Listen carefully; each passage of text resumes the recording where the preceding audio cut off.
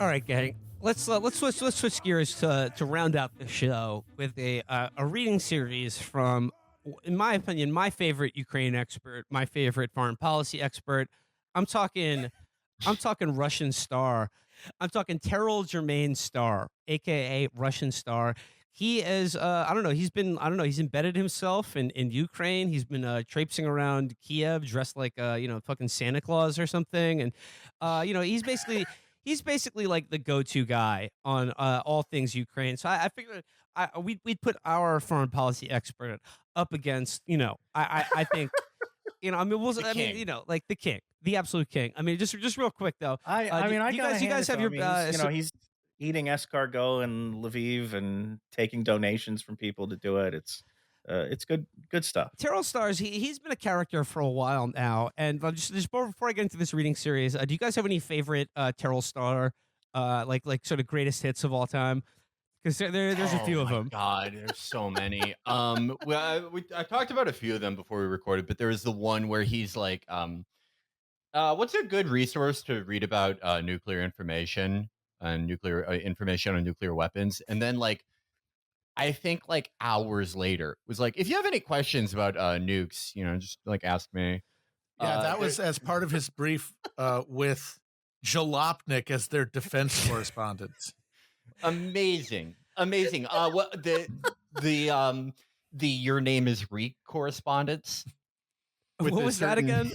Remember? Oh yeah.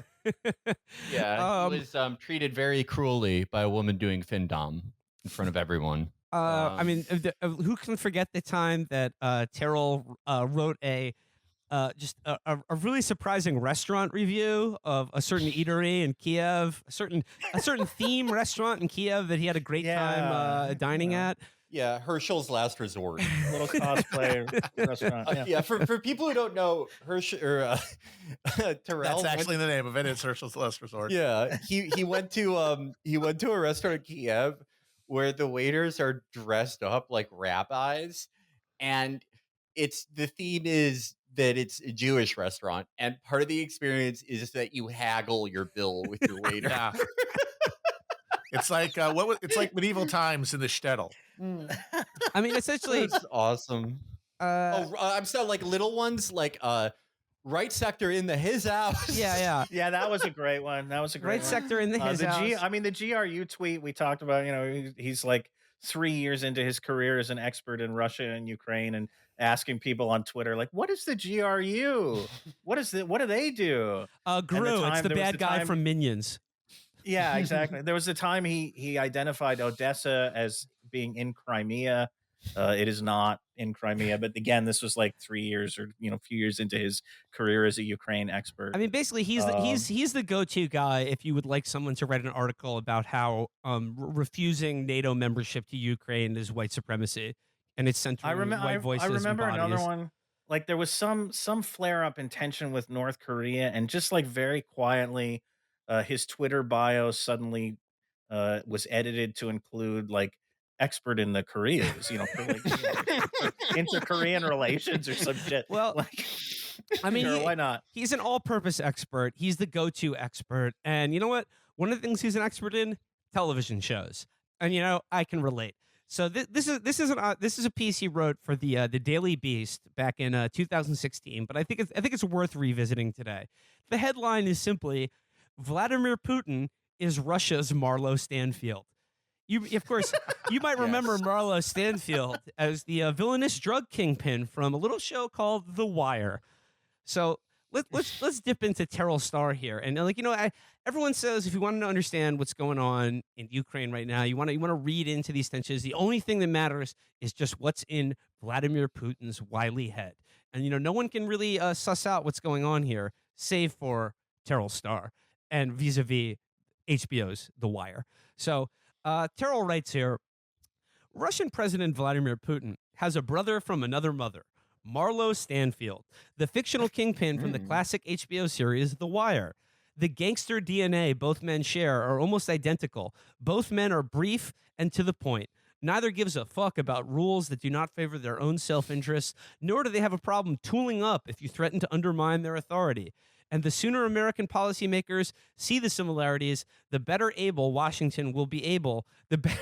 As soon as American policymakers see the similarities, the better able Washington will be able to handle Putin's Moscow. Bomb pros here. Wow. God, Wonderful. oh my God.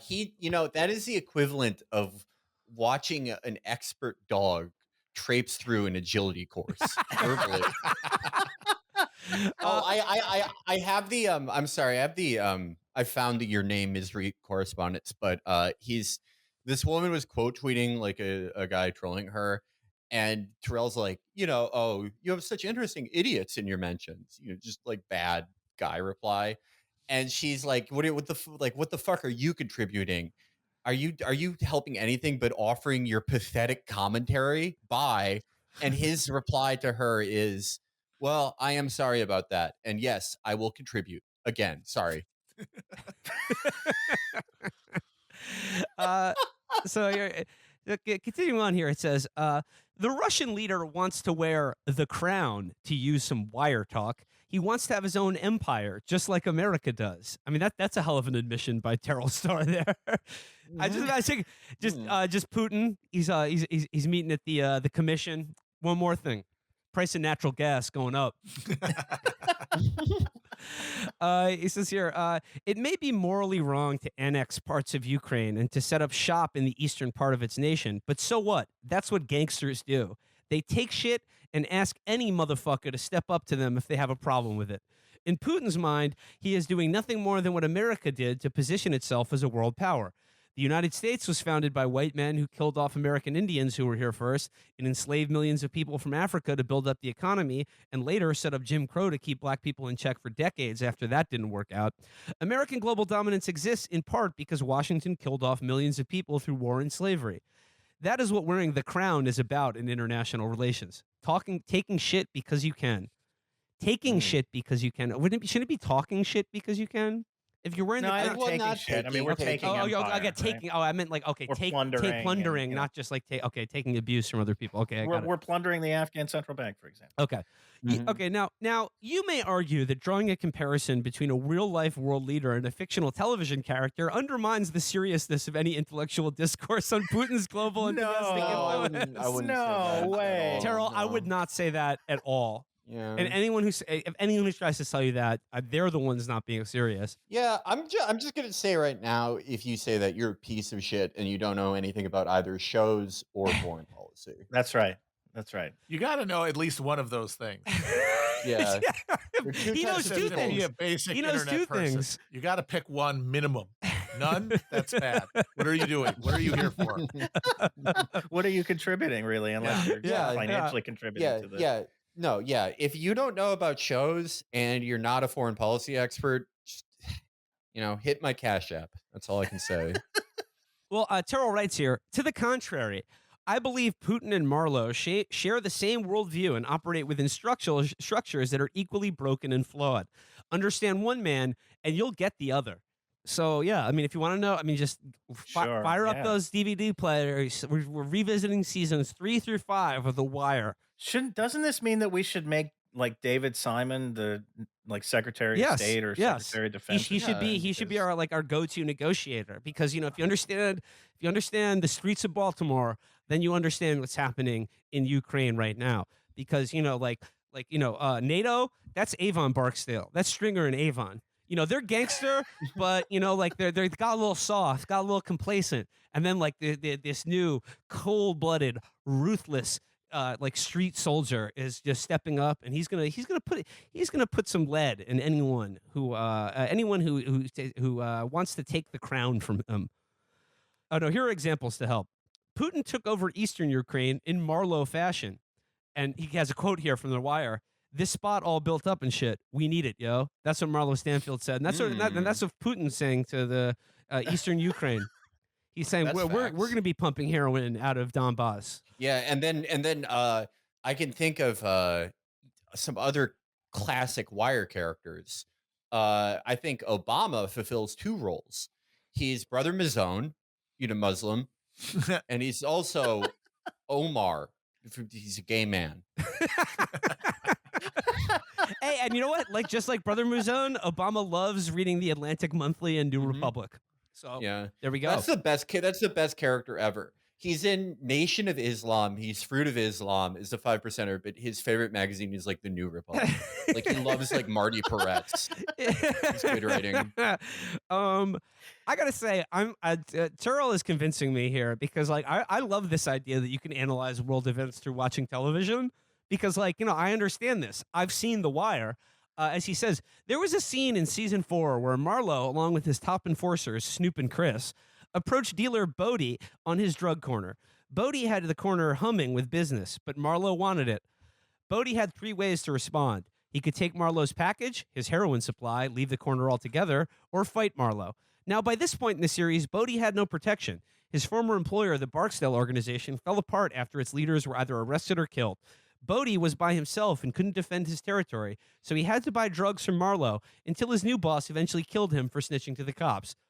Like Bodie, the leaders of Ukraine found themselves defenseless against a stronger expansionist Putin who himself has no respect for boundaries.